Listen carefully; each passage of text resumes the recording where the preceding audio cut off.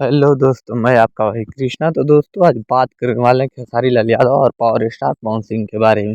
तो उससे पहले मैं बता दूं, अगर आप हमारे चैनल पर नए आए हैं, वीडियो को पहली बार देख रहे हैं, तो प्लीज़ हमारे चैनल को सब्सक्राइब कर लें, ताकि मैं जो भी नोटिफिकेशन आप तक पहुंचाना चाहता हूं खेसारी लाल यादव और पावर स्टार पवन सिंह के बारे में, तो वो आप तक आसानी से पहुँच जाया करे।